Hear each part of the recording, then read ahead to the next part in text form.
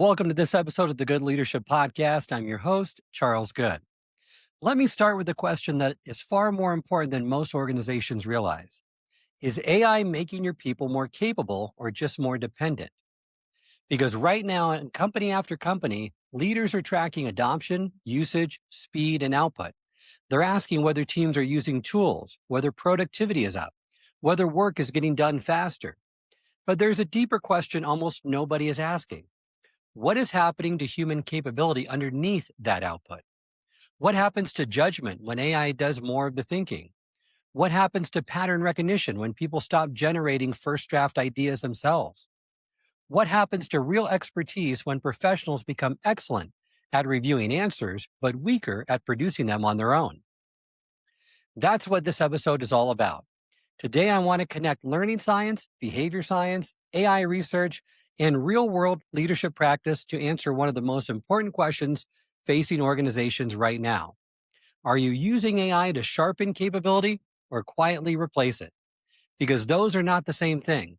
And the difference between them may determine which organizations actually get smarter in the years ahead and which ones simply become more efficient on the surface while growing weaker underneath. Welcome to the Good Leadership Podcast, where we explore the stories, strategies, and insights of thought leaders who inspire us to think differently and lead better. Through candid conversations and expert perspectives, we dive into the challenges, breakthroughs, and practical lessons that shape exceptional leadership. Let me start with something that's happened to almost every person listening, and that almost nobody has connected to what's happening inside their organization right now. You drive to a place dozens of times. You know the route, but you still use GPS, and you follow it without thinking. Then one day, the phone dies, the signal drops, and you realize you have no idea how to get there without GPS. The route that you've driven many times, gone. That's not a sign of bad memory. That's what happens when a tool does your thinking for you long enough and causes the capability that you should have been building in the background to quietly atrophy instead. Researchers at the University College of London documented this on brain imaging studies. Heavy GPS reliance measurably reduces activity in the hippocampus, the part of your brain responsible for spatial navigation. The tool didn't just replace a task, it began replacing the underlying capability as well. So ask yourself, what is AI doing to the professional judgment, pattern recognition, and adaptive expertise your organization depends on? That is a question this episode is built around, and I hope by the end of it, you are going to look at your AI investment and your own daily habits with AI differently. McKinsey last year released its 2025 State of AI report.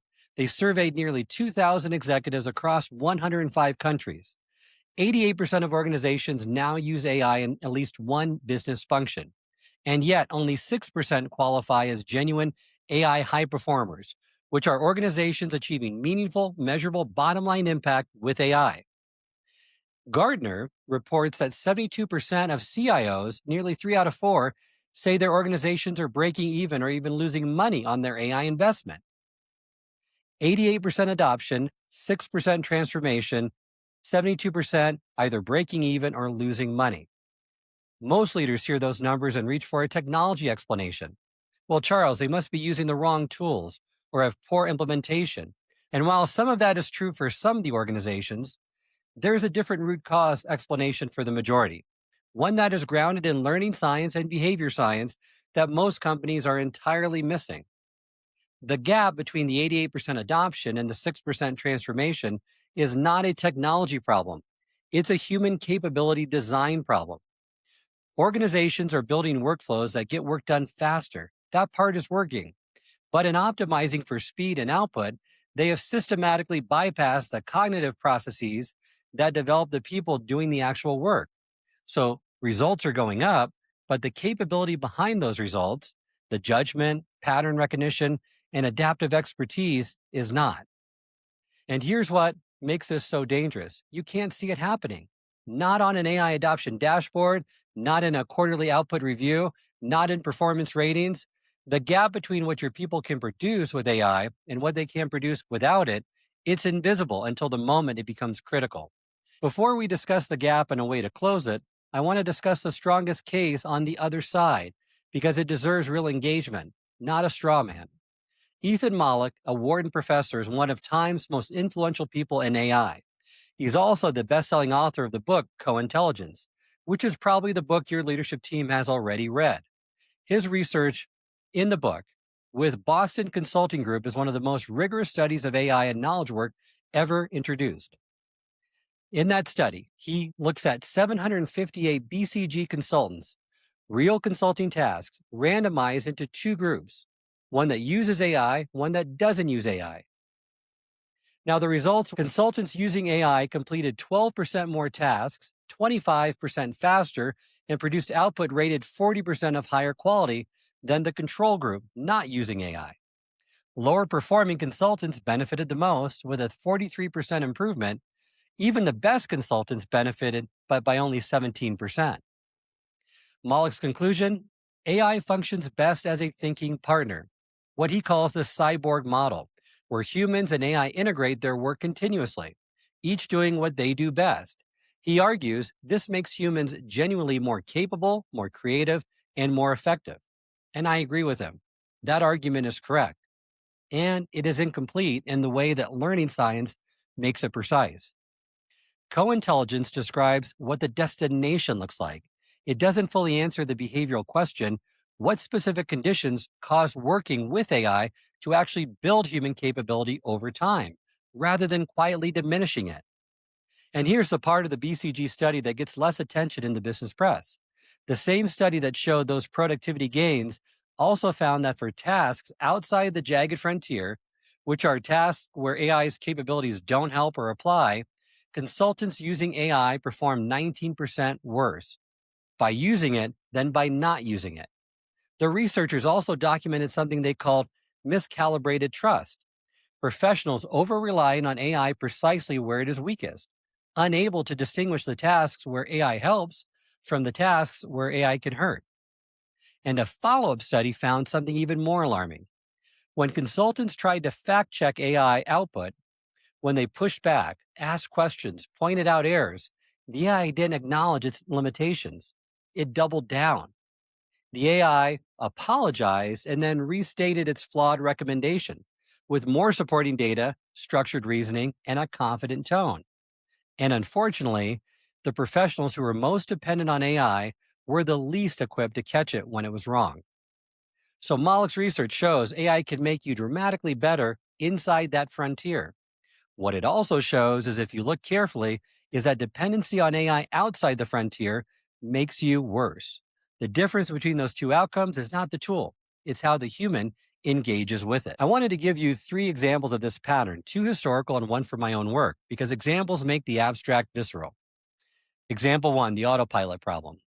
Commercial aviation has been grappling with this dynamic for years. Modern aircraft can fly themselves with extraordinary precision. Autopilot handles the vast majority of flight time. And the documented result, studied by the FAA, the NTSB, and aviation safety researchers worldwide, is that the manual flying skills of commercial pilots have decreased. They've measurably degraded. 2 crashes brought this into a devastating focus: the 2009 air disaster near Buffalo and the Air France disaster over the Atlantic. Both involved experienced crews who, when automation failed and manual control was required, they couldn't do it. Not because they were incompetent, but because the skill had atrophied from disuse. As a result, the NTSB changed pilot training requirements and mandated more manual flying time, specifically recognizing that a tool doing the work for you is not the same as being able to do it yourself. Example 2. In 1997, Garry Kasparov lost to IBM's Deep Blue. It was the first time that a world chess champion was defeated by a computer. What came after is the most instructive part of the story. The chess world experimented with what they called Centaur chess, human players partnering with computers. And for a period, the best Centaur teams beat both humans alone and AI alone. The combination was more powerful than either. But here's where it gets interesting and directly relevant to what Mollick's research is showing. The Centaur players who thrived were the ones who used AI to sharpen their game. They'd form their own read on the board first. Then they consulted the engine. The gap between their thinking and the machines became the learning. The players who simply deferred to the computer's recommendations, who plugged in a position and followed the output, well, they lost the ability to see the board independently. When the tool wasn't available or when it was wrong, they had nothing to fall back on. Same tool, same access, completely different outcomes, determined entirely by the order in which the human engaged their own thinking relative to AI. Example 3, what I've seen. I want to share something from my own work because I think honesty from personal observation is more valuable than another research citation. Over the past 2 years, I've been in rooms with leadership teams at organizations that have rolled out AI broadly and enthusiastically, and I keep seeing the same thing. When I ask a group of senior managers to walk me through their analysis of a strategic problem before they open any tool, there's a pause. That wasn't there 2 years ago, a kind of what you may call a reaching, not because they're unintelligent, but because the cognitive muscle that generates first draft thinking, that reaches into existing knowledge and constructs a starting position, that muscle's getting less and less practice. They can evaluate AI output fluently. They can refine and improve it. But generating the raw material themselves, that's getting harder to do. And they don't often realize it until I create conditions where they have to. The second thing I've noticed is when I ask the teams to work on problems together before consulting AI. The quality of the thinking in the room is different than when they each come prepared with an AI-assisted draft. When everyone else has consulted the same AI beforehand, they tend to arrive at converging starting points. And Mollick's own research on cyborgs versus centaurs is now documenting this at scale. The way AI uses patterns affects not only individual productivity, but diversity of thinking within teams. I want to discuss 3 research frameworks that explain it. First, the generation effect. First documented in 1978, replicated hundreds of times since. Information you generate yourself, even imperfectly, even with struggle, is retained dramatically better than information you receive passively. When you work through a problem and construct an answer, you encode it into long-term memory, and it becomes part of how you think. When you receive an answer from a textbook, a colleague, or AI, well, you may understand it in the moment, but the encoding is far weaker. Cognitive psychology calls this the illusion of fluency. You feel like you know it, but test yourself 3 weeks later under pressure, it often isn't there. This is why pilots freeze when the autopilot fails. This is why chess players who always defer to the AI engine lose that board vision. And this is what happens in organizations where AI consistently goes first. The second framework is Zimmerman's self-regulation model. Barry Zimmerman spent decades building the most comprehensive model of how humans develop genuine capability. His model describes every meaningful performance attempt as a 3-phase cycle. The first phase is forethought, where the learner sets their own goals and takes ownership of the problem before they begin. The second phase is performance, where the learner monitors their progress and makes real-time adjustments. They develop this internal feedback loop, which is really what separates people who improve from repetition versus people who just repeat the same thing. And then the third phase is self-reflection, where after the task, the learner asks themselves, what can I do differently next time? When AI goes first, when it proposes a strategy, monitors the execution, and produces the output, all 3 of these phases are partially or completely bypassed. The human's role becomes editorial. Zimmerman's model predicts the result with precision. And he states, this pattern doesn't build capability. It produces tool dependency, which looks identical to expertise until the moment the tool is not there. The third and final framework is the 2-category framework, because not all capabilities are equally at risk. The distinction is critical. Let's first talk about Category 1 capabilities. Those are the ones where the output is the value. The results matter. The process of producing it has no independent worth. So in this case, competitive advantage doesn't require that a human develop mastery by doing it. So in this case, automate these tasks aggressively. The efficiency gains are real and the capability cost is minimal. Category 2 capabilities, on the other hand, are the ones where the value lives not just in the output, but in the judgment, relationship, and expertise built through the process of producing it. So, for example, strategic analysis that requires your pattern recognition, or a client conversation that requires your credibility. Now, most leaders hear Category 1 and Category 2, and they immediately think, I get it. But they often misclassify them. and the error almost always runs in the same direction. They underestimate how much judgment is embedded in the work that looks routine. So here are 3 questions to help you classify any capability correctly. First, can the output be fully specified in advance? If you can write a complete specification of what good output looks like before the work begins, then automate it. If the value lives in how the output adapts to conditions you couldn't anticipate, well, that's a category 2. Protect it. Second question, does the competitive advantage come from the result or from the relationship and the trust built in producing it? A contract, category 1. The relationship that got you that contract, category 2. A market analysis, category 1. The judgment of the analyst who has done this in a specific context for 10 years, well, that's category 2. The third question, if your people stopped doing this work for the next 6 to 12 months and then they had to do it under real pressure, what would the cost of that be to you? If the answer is nothing, then automate it completely. If the answer is significant, develop it deliberately and protect that development with the same discipline you apply to any strategic investment. Run those 3 questions against the 5 AI integrations your organization is most proud of right now. I'd be willing to bet at least one of them is misclassified. So let me make this operational because this is where it gets practical. There are 2 fundamentally different ways people use AI. They produce nearly identical outputs. They look identical on every adoption dashboard, but their effects in 12 to 24 months are completely different. The first is the replacement pattern, and it goes something like this. You encounter a problem, you ask AI, you review its output, and you submit. Your cognitive contribution is editorial. The thinking was outsourced.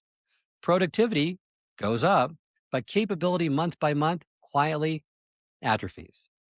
The next is the sharpening pattern, and it goes something like this. Encounter a problem, form your own analysis first. It could be a rough analysis, incomplete, but put forth your best current thinking on it. Then bring it to AI to challenge it. What did I miss?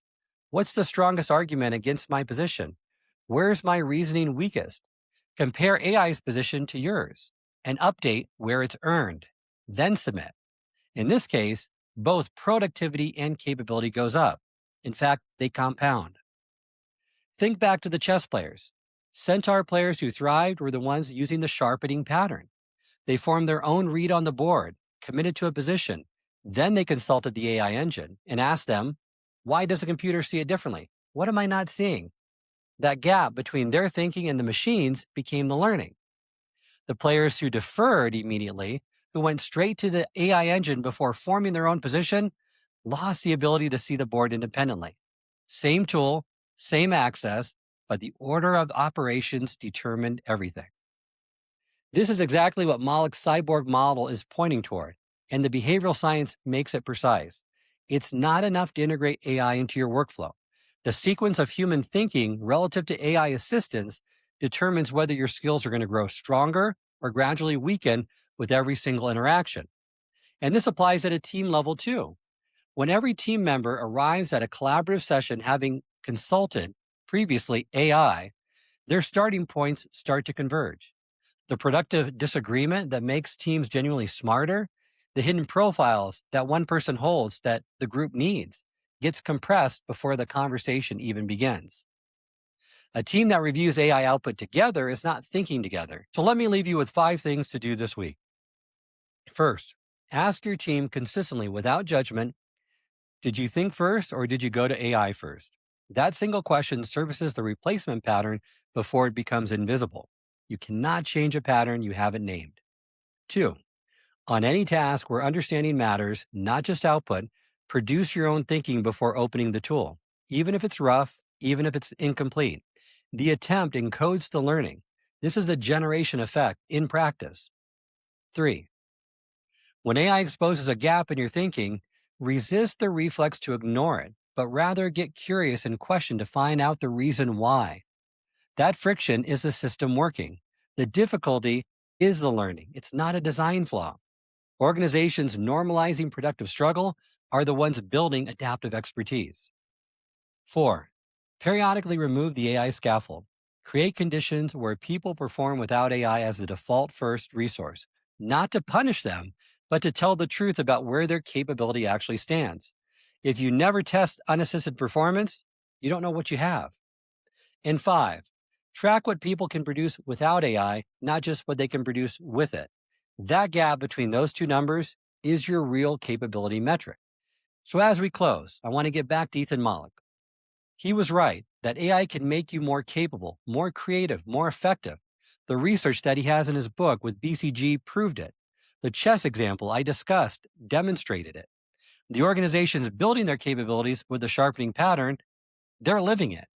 But the tool doesn't make the choice. You do. So once again, getting back to that question that I posed to you at the beginning of this episode. Are you building capability or just building dependency? And maybe let's make it even more personal. When you use AI, are you using it to sharpen your thinking or to replace that part of the work that would have made you better? That question changes everything. Thanks for listening to the Good Leadership Podcast. If this episode challenged your thinking, share it with a colleague, send it to your team, and subscribe so you don't miss future conversations on leadership, learning, and performance. Until next time, lead well. I hope this episode has provided you with valuable insights. If it has, I ask you to share it with someone who would also benefit from it.